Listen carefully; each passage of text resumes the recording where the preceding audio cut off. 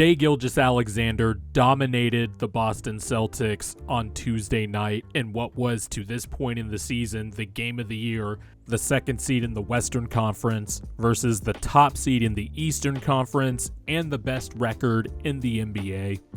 Entering the game, both teams were in the top 6 in defensive and offensive rating. The Celtics were second in offensive rating and fourth in defensive rating, while the Thunder were fifth in offensive rating and sixth in defensive rating. Young stars everywhere: Jason Tatum, Shai Gilgeous-Alexander, Chet Holmgren, Kristaps Porzingis, Derek White, Jalen Williams, Jaylen Brown. All the talent was out on the floor Tuesday night.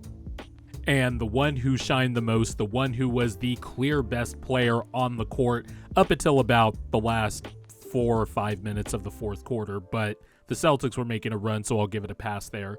Shai Gilgeous-Alexander was the best player on the court all night and is just further solidifying his case for the MVP. The top of the MVP tier, by the way, is insane. I have Shai Gilgeous-Alexander in my top 3. I'm not going to go in any order because I'm not talking about MVP right now. But Shai Gilgeous-Alexander is building off of the year he had last year, building off of the FIBA World Cup over the summer for Canada, and he's just further cementing himself as a top 5 player this year. He's been the best guard in the NBA this year, and we're just going to talk about how he absolutely dominated the Celtics.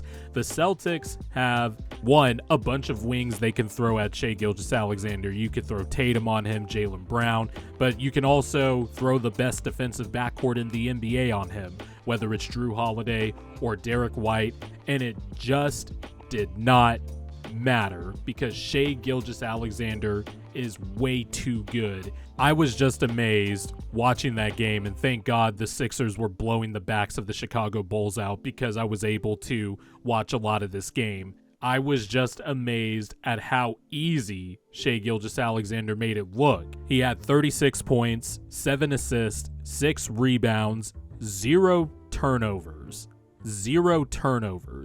and shot 14 of 22 from the field and shot 3 of 5 from 3. He had the 3 ball working tonight. And it was just a masterclass display against a team that is a really good defense, has an elite rim protector, by the way, in Kristaps Porzingis, forgot to mention that part. And like I said, the Celtics can just throw a bunch of different looks and coverages, theoretically, at a player like Shai Gilgeous-Alexander. But I can't tell you how amazed I was at how easy he made it look, blowing by Jrue Holiday multiple times in this game like he wasn't even there, with hesitation moves, with a quick first step where he just hits 0 to 100 really quick, then deaccelerates, or his handle, how sublime it is.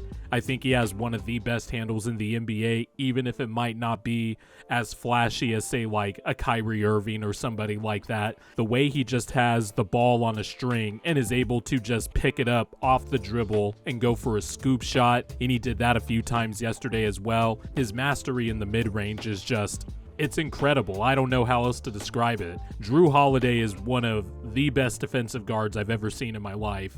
And Shai Gilgeous-Alexander just made it look like he wasn't there. There was a possession in the third quarter where SGA was posting up Derek White, who is an incredible defender, an all-NBA defensive level type of defender. And Shai Gilgeous-Alexander just turned around, simply shot it over him because Derek White was too little. And he also blew by Derek White a few times. He blew by Jaylen Brown once in transition. Tatum was really the only one who did a good job making it tough on the shots Shai Gilgeous-Alexander was taking. But Jrue Holiday, Derek White, Jaylen Brown, constantly meeting Kristaps Porzingis at the rim, by the way, and finishing over him. It was just so impressive. Also, the playmaking, that can't go understated because that also involved him, on a lot of his assists at least, a lot of it involved him getting 2 feet in the paint and then spraying it out to shooters because guys just can't stay in front of SGA. It's really just insane. The footwork, the handle, the control in terms of shifting gears really fast, bursting, then deaccelerating. It's really just some sublime shit to watch. This was a big test for the Thunder too.